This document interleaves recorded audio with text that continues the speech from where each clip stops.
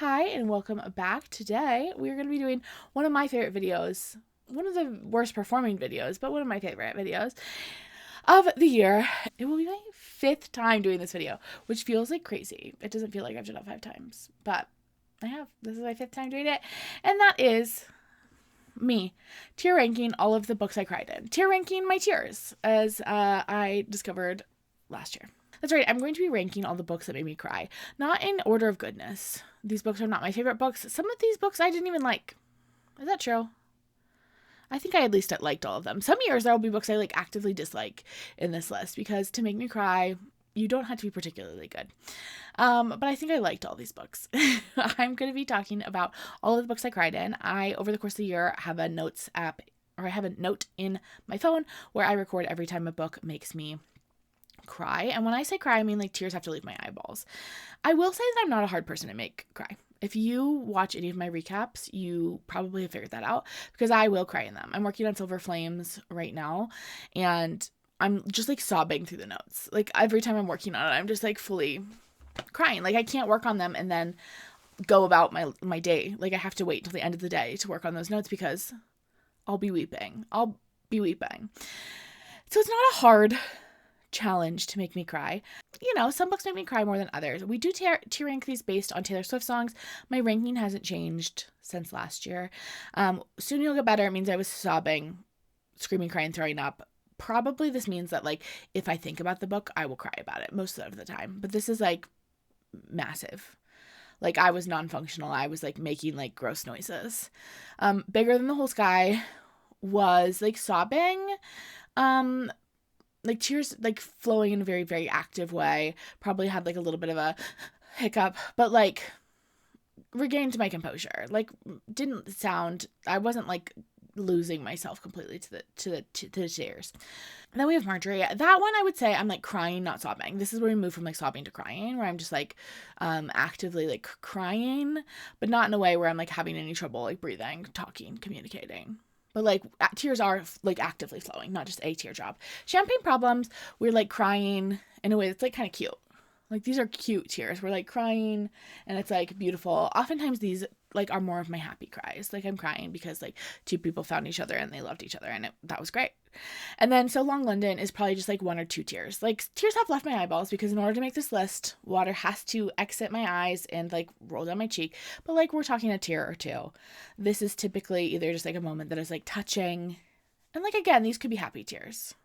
Sometimes they are. I cry a lot of times in rom-coms because they confess their love to each other. And it's going to make me tear up. I'll talk to you a little bit about what these books are about. And if I can, I'll tell you what made me cry in them. But sometimes it's a spoiler. Oftentimes that's a pretty major spoiler. Obviously, it's towards the end of the book. We're going to go in the order that they showed up in the tier ranker, which is by, I don't know. So our first book is Bury Our Bones in the Midnight Soil by V.E. Schwab. This book, I have my notes here. This book is the story of 3 women over the course of history, and it's got vampires in it and lesbians. And this is quite a sprawling story in which we follow, like I said, 3 women over the course of history, and we're following them over centuries. We see a lot of their lives, and I really enjoyed them. And this one is going to be a lot of little cries. I'm going to put it in Champagne Problems because there was no point in which I was crying super hard, but there were a few points, if you've read this book, you'll know what I mean. Venice, the Venice stuff did make me choke up at some points, and also Alice's sister. Some of the stuff surrounding Alice's sister, that was probably the part I cried the hardest at, was some of the stuff with kind of her mom, her sister, that sort of situation. Stunningly written. Would recommend this book if you liked The Miserable Life of Addie LaRue, particularly. A good time. Another vampire book, Vampires Forever. The Songbird and the Heart of Stone. This is what I actually did a recap on. This is the first book in the, it's a confusing situation. It's the 3rd novel in the Crowns of Nyaxia series, but it's the first book in the duet that's going to have Misha and the boy. I forgot his name. And so we're familiar with the world, and we're actually familiar with Misha. We know her from the first 2 books, but this is her first book and her first foray into romance, and it follows these 2 as they kind of go through essentially the levels of hell kind of. It's given Dante. Oh, I think this book, similar to Bury Our Bones, didn't have one specific moment that like made me cry and hard. There were just like several moments when we were kind of like confronting, particularly like Misha's trauma and some of the stuff that has happened to her that made me tear up. So we're gonna set this right next to Bury Our Bones in Champagne Problems. Next up is Powerless by Elsie Silver. This is, I like could not tell you specifically what happened in this book. They all start to blur together, but we are following in this series a bunch of bull riding brothers. They have a like ranch up in Canada, the Canadian cowboy books that I fondly call them. And I don't know what this one is about. Should have looked up which one this one specifically is before I started this video, but I know that it was not a huge cry. It was mostly, I think, just like a typical rom-com level cry in which when we're like, you know, discovering our own vulnerabilities, confessing our loves to each other, I'm gonna tear up just a little because I have a heart. Next we have Miss Emily Henry. If Emily Henry's not on this list, I'm confused. And I remember this book in particular being a late cry. Funny Story and this one both got me late in the game. This book I almost have like some amnesia about. I could tell you very little about what happened in this book. I read this book, like feel like I read this book, enjoyed this book, have like defended this book because I feel like it has more haters than the average Emily Henry. Although the like rating is actually not that low. Like I was like, this one feels like it got hated on a lot, but like if you look at the Goodreads score, like it's not substantially lower than any of the other Emily Henrys, so don't really know what the deal is. But like if you ask me the specifics, I could tell you like random moments, but like I cannot tell you the plot of this book, which is perplexing. But in my notes, I have it as a sob. I have it as I have it as a sob. And I don't remember sobbing in this book. I remember vaguely that I had sobbed. Like that I do remember. Like this seems inaccurate, but I like couldn't tell you why. So helpful. But I do think it was like very towards the end of the book. Very towards the end. I think there were a couple moments earlier in the book that I did tear up. I think particularly around Margaret's storyline and some of the things that she's had to kind of endure in her lifetime and like kind of recounts to the girlies as she's like telling her life story. Those made me tear up, but I think there was a moment at the end that made me like, but couldn't tell you what that moment was. Oh, The Conditions of Will by Jessa Hastings. This book was a surprise to me is for how much I enjoyed it.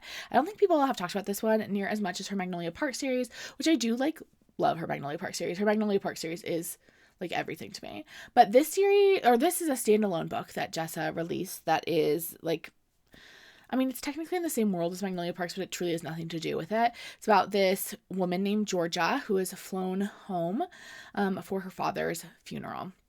She lives in London, was sent there as a teen after something pretty traumatic happened to her, and now she is home for her father's funeral. Her family is very dysfunctional. Her father was like a pastor of some variety. I can't remember which denomination they were from.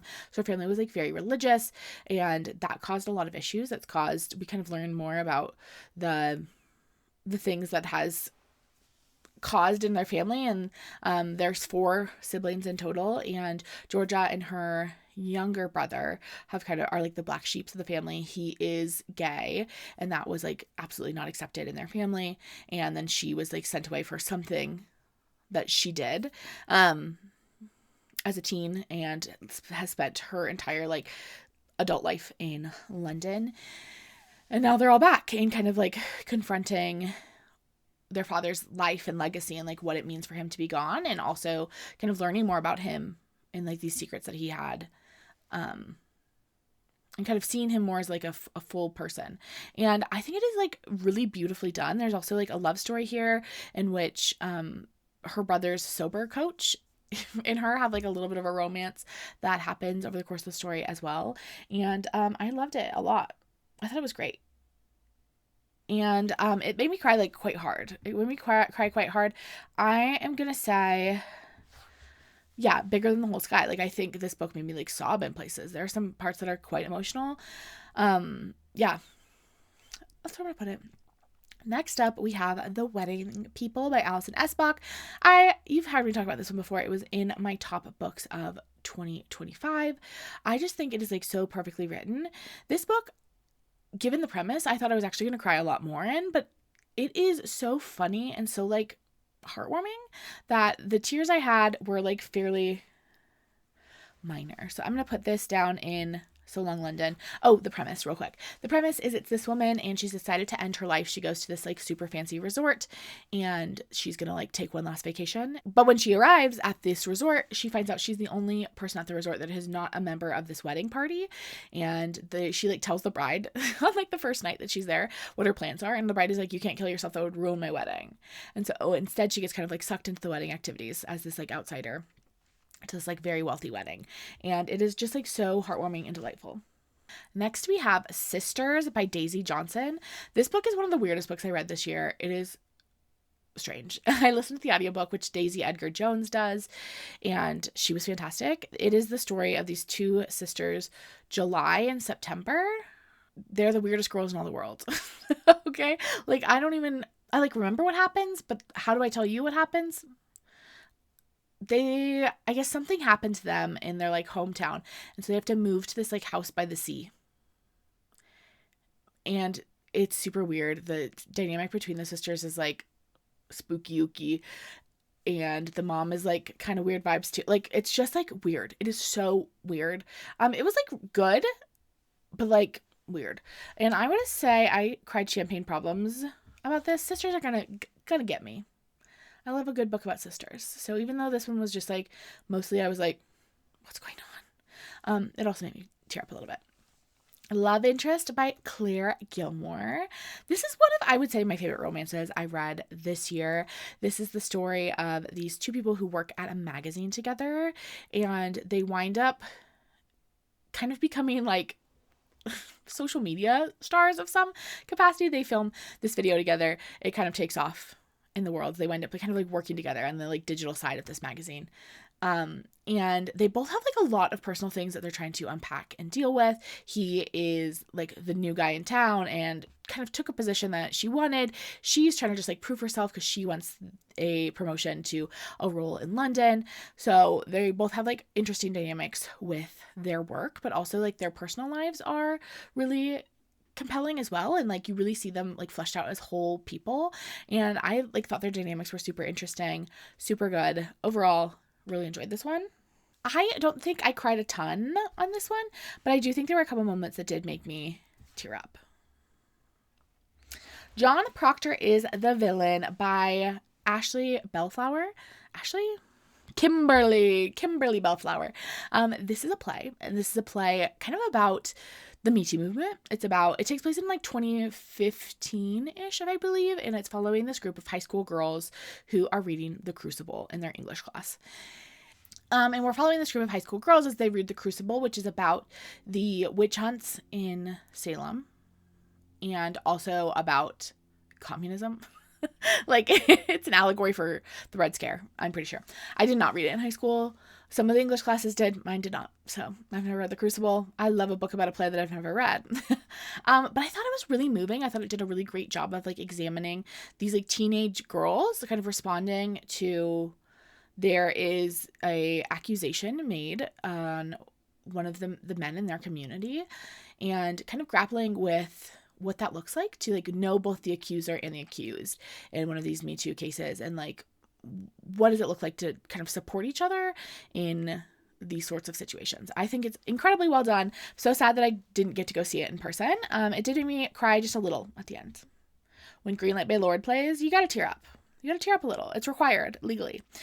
Next, we have Born of Blood and Ash by Jennifer L. Armentrout. This is like the 98th book in the From Blood and Ash series. It is actually the final book in the From Flesh and Fire, which is the spin-off prequel series of From Blood and Ash, I believe.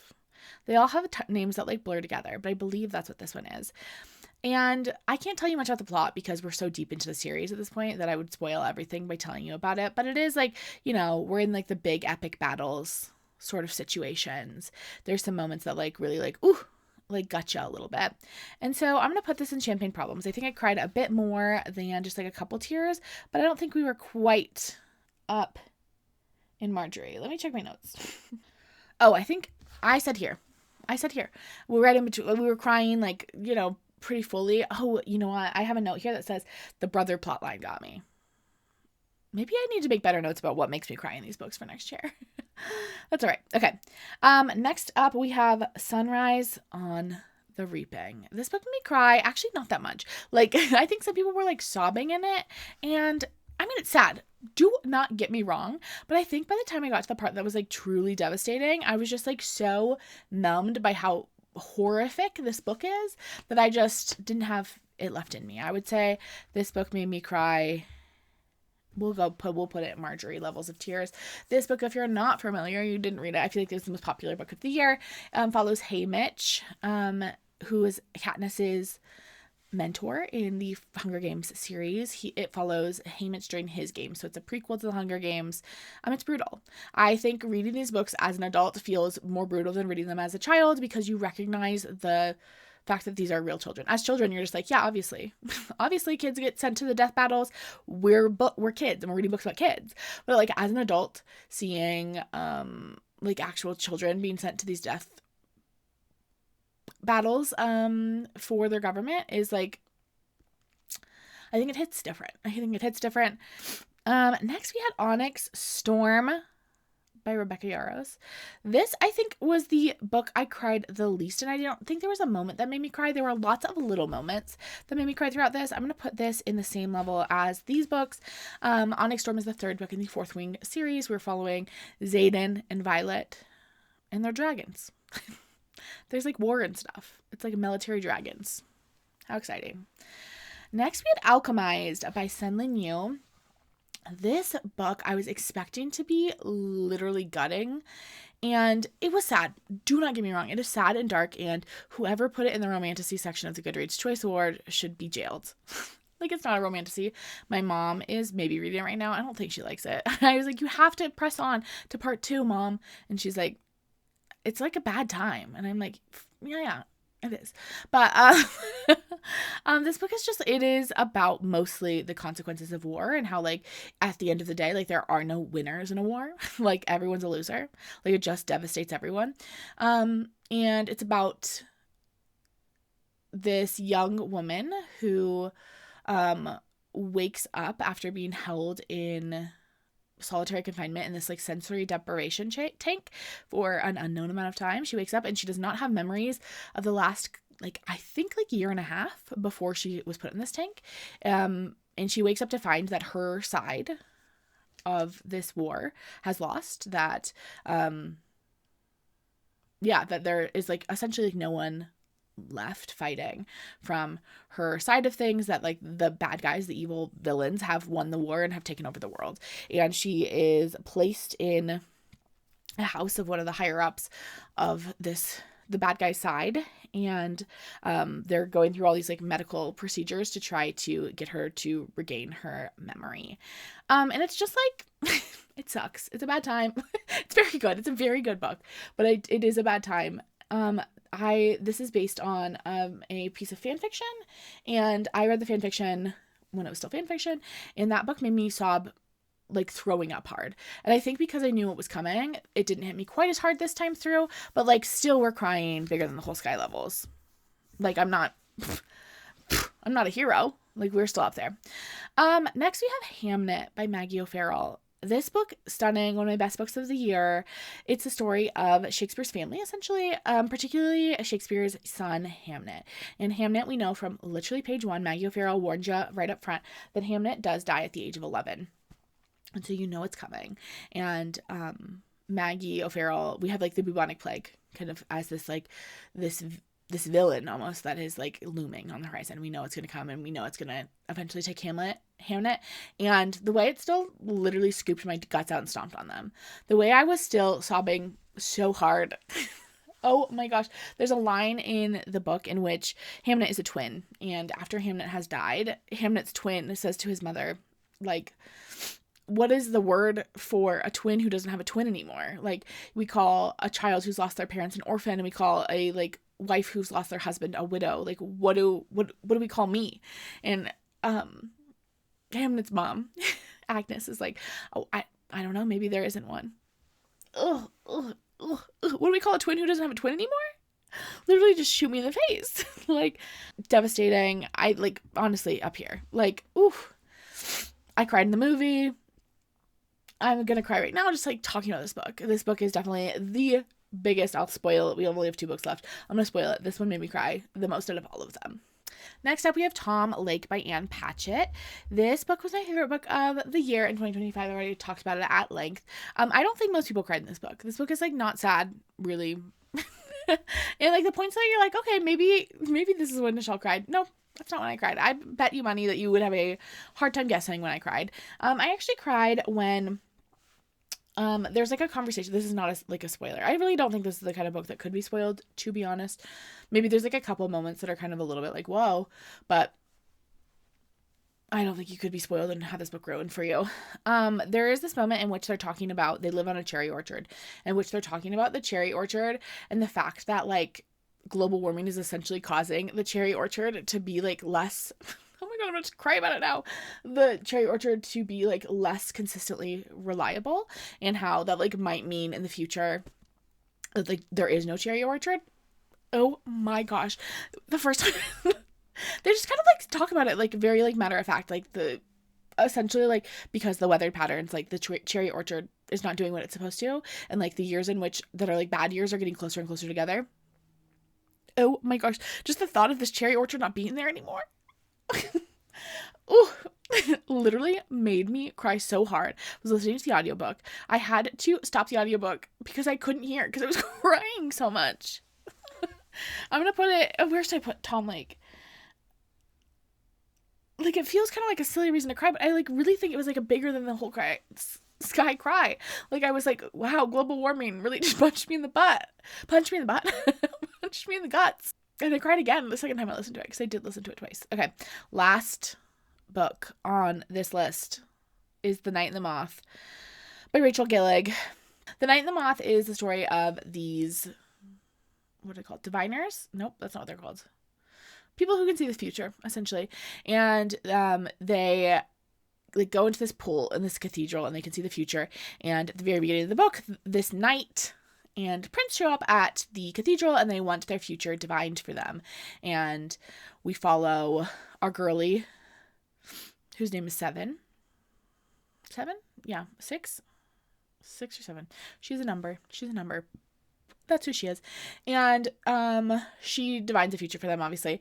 But then the other girls start disappearing. They start vanishing like one by one. And there's this like mystery to figure out like what happened to the girlies. And there's also a romance, obviously. It's like very cute. What happens is kind of gutting. There's 2 parts that like really hurt my feelings. And that is one part that has to do with like the sisters, and another part that has to do with a gargoyle. Both of them made me cry. Champagne Problems level? I don't have a sob emoji next to it. I think it was Marjorie levels. I really do. That's where I'm going to put it. Okay. That's the ranking of all of the books that made me cry this year. There were 16 of them out of 60 that made me cry. A little low. I like to see my numbers closer to 30%. So hopefully we'll be getting that up this year. I don't think I've cried in any books so far this year. I've only finished 2, but I don't think either of them have made me cry. All right. Hope you enjoyed this video. I had fun making it. I will see you in the next one. Bye.